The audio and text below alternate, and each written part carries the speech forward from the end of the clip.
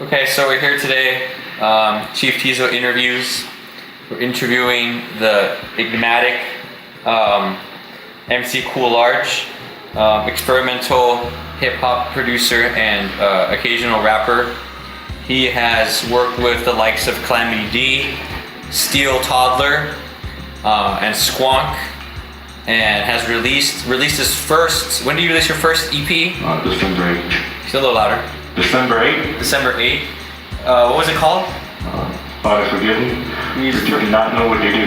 Okay, so he released that, and currently he's working on his new LP that will come out this year, correct? Yes. Do you have a title for that LP yet, or? No. Do you know when it might come out? By the end of the year, once I have Steel Toddler coming back from his work that he has to do, we're going to bring him back in the studio, and we're going to type up some lyrics. That's our only thing we have yet to do.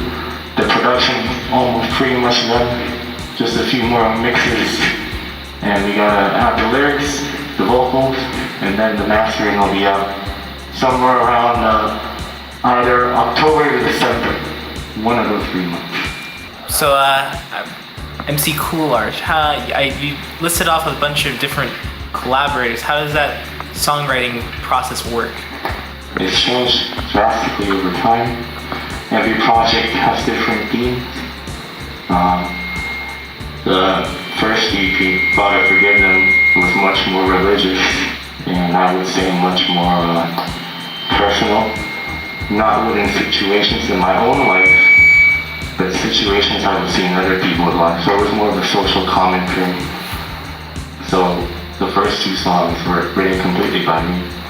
And then the last song was a collaboration between me, Steel Toddler, and Squonk, and Calamity D. So a lot of the themes in your music deal with very, how do I say it, dirty topics. A lot of the lyrics are incredibly offensive to some people, to the point where some people have questioned what does that even mean. But not looking at that aspect of the music, my question is, there's a lot of inside jokes, a lot of references to things that maybe listeners wouldn't know about initially. What do you hope to accomplish by referencing those things? Like, what's the point of that? Is it to teach them a lesson, or what? What's the revenge? What do you think? Well, as stated earlier, my projects have changed themes drastically over time. But in focus, I'll put in perspective for my first EP, Father Forgive Them.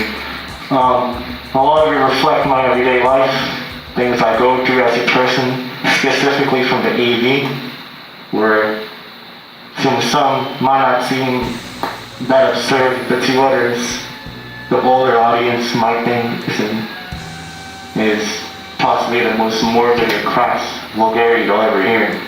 And I've seen it personally in performances. People walk out and they say, quote unquote, from one person, I always remember this, he said that he felt like he was entering Satan's lair. I'm not so sure about that.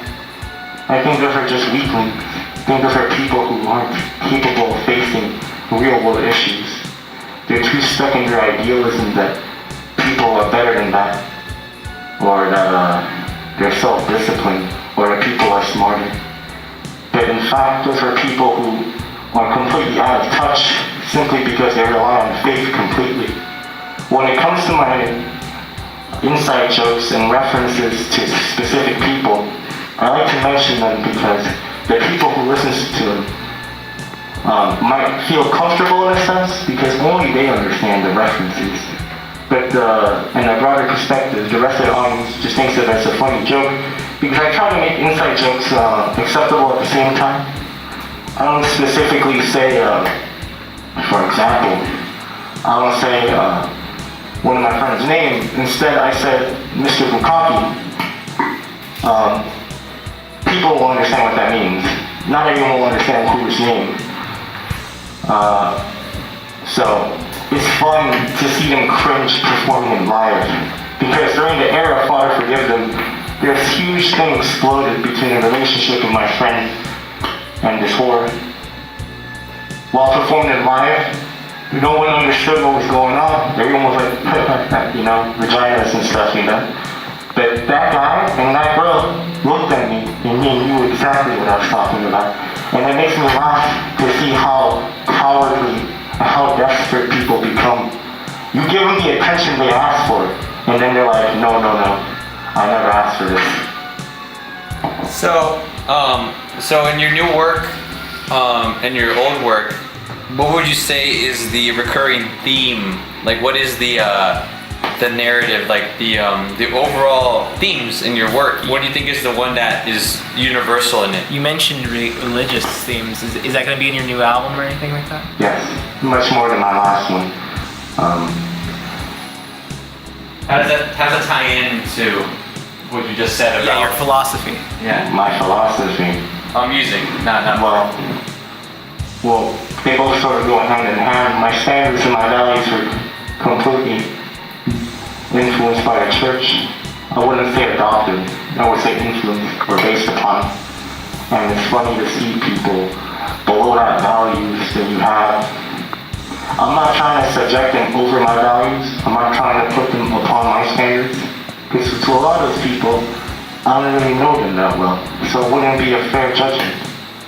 But I will say is that it's funny to see how people come from completely different backgrounds, and everyone thinks they're right in their own way.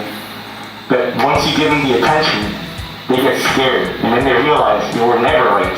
They were always wrong. And then it's funny also because then you see them turn against friends. You see them talk behind each other's backs. Oh my God, did you hear that song that he wrote about me? Or how could you say that out loud? Or how did you make an EP based off this situation? Well, why do you brag about it then? Isn't this what you wanted? So, reoccurring themes would say that I just like to make social commentary. It's not about teaching anyone a lesson. Okay, final question. For this new record, what would you say some of your sonic influences for it? What is influencing the sound itself? Because it's a very unique type of production sound. Well,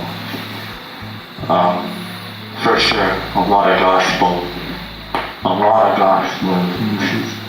I wouldn't say R&B or soul specifically. I would just say gospel and just church sound in general. When you want specific bands, I would say that Failure had a lot within this project. Peter Gabriel has a lot to do with this project as well. When it comes to my vocal performance, I would say that I have no real influence. It's more of my own thing, but I will say that the screams are definitely influenced by Ian Curtis, especially the track Transmission, in which he screams very loud towards the end. Alright, thank you so much for your time, MC Coolarge. We'll see you soon. Thank you.